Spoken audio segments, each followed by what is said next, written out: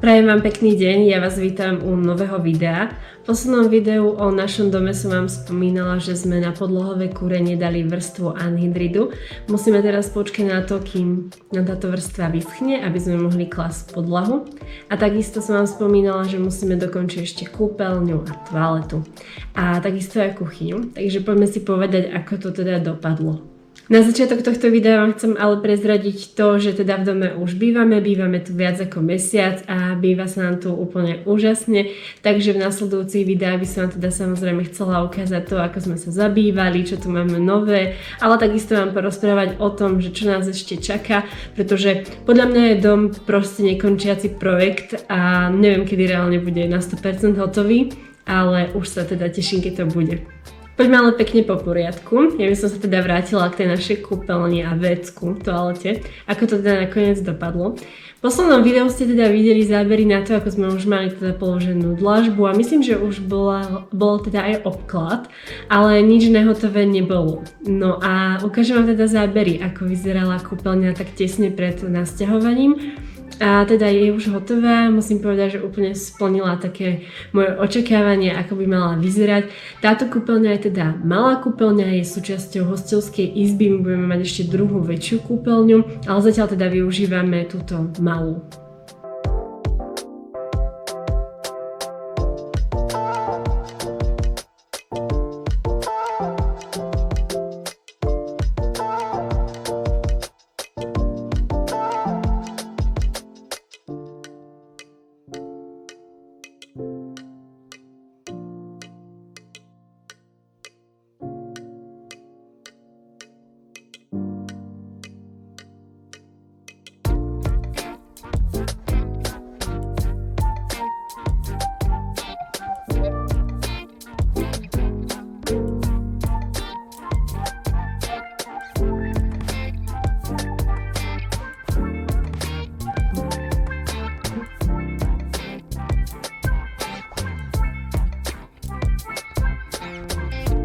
Dám som aj fotku vizualizácie, ako teda kúpeľňa mala vyzerať.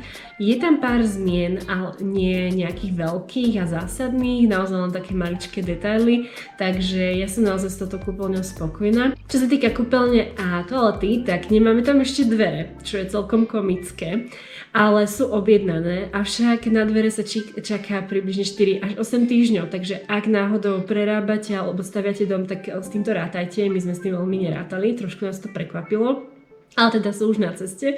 No a ďalšia vec, čo nám teda chýba v kúpeľni, ale vlastne celkovo tu v dome, tak sú ešte svetlá, takže to musíme takisto doriešiť.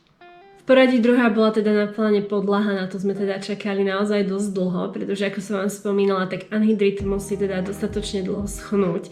A my sme tak aj počítali s tým, že to bude naozaj dlhšie obdobie, ale samých nás to tak trošku prekvapilo, pretože neprajalo nám aj počasie, bola dosť vysoká vlhkosť, keďže pršalo a zároveň sme teda aj spustili podlahové kúrenie, ale stále to nebolo úplne dokonalé a takže sme na to čakali v podstate, dá sa povedať, ešte skoro o mesiac dlhšie, ako sme plánovali.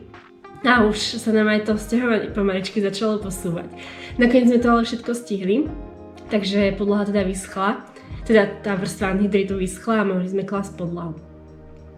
Chcem vám dať takú radu, nám v showroome aj hovorili, že kľudne si zoberte vzorky, pozrite si to doma, že ako to vyzerá, teda vzorky tej podlahy. A ja som si tak hovorila, že nie, na čo, vedia, už som rozhodnutá, nepotrebujem to. Ale potom, keď podlaha prišla, tak sa mi zdala taká nejaká úplne iná ako tam.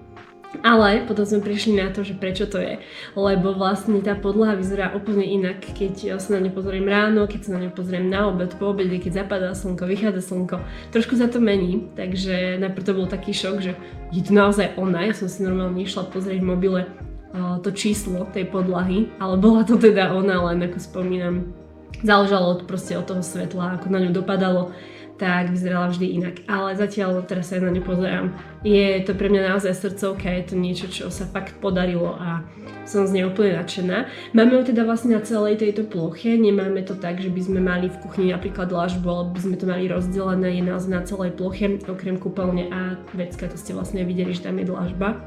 Ale inak je všade. A je to také pekné, také jednotné, bez nejakých tých líšt prechodových a vyzerá to perfektne. A dobre sa vlastne aj stará o to, dobre sa to teda všetko vysáva naraz a umýva a tak. Takže z toho praktického hľadiska vyzerá super.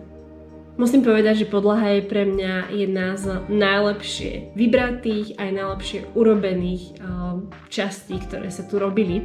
Je naozaj úplne dokonalá a som s ňou fakt, že na 100% spokojná. Aj keď, povedala by som možno skôr 99,9%, pretože to nie sú drevené parkety, je to teda lepený vinyl, ale je fakt nádherný a naozaj dobre položený a vyzerá to fakt super. Dávam sem teda zábery na to, ako tá podlaha vyzerá vlastne po položení, aká zmena to v tom dome bola, keď sa teda podlaha už položila.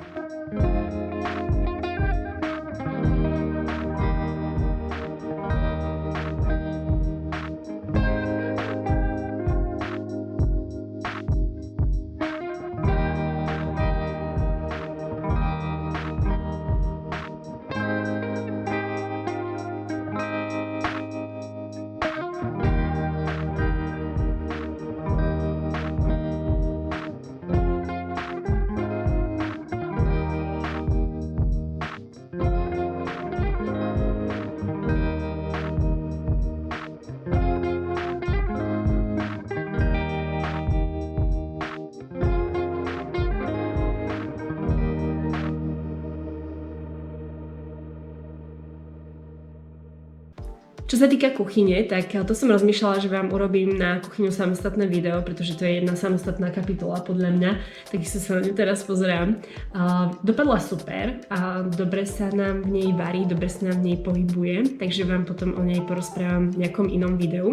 A ďalšia vec, ktorú tu máme novelu, tak vlastne sú aj závesia za clony, takže to si takisto nechám na to nasledujúce video, nechcem na to všetko dávať do jedného videa. A na nasledujúcom videu vám teda ukážem aj to, ako sme tu aktuálne zabývaní a ako tu teda bývame. Máme tu viacero vecí takých dočasných a zároveň teda sme bez tých dverí, sme bez tých svetiel a vlastne nám ešte chýbajú aj lišty.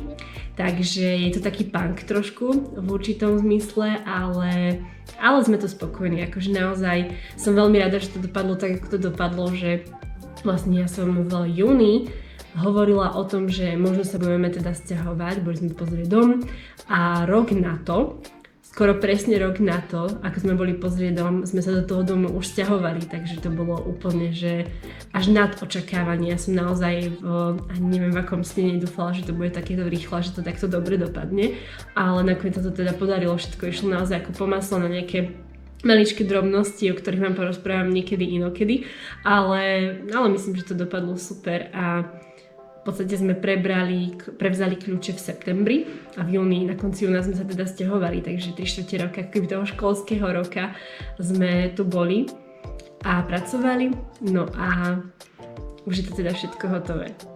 To je asi všetko pre dnešné video, čo som vám chcela porozprávať, takže sa určite môžete tešiť na video o našej kuchyni, na video o tom, ako to tu aktuálne vyzerá.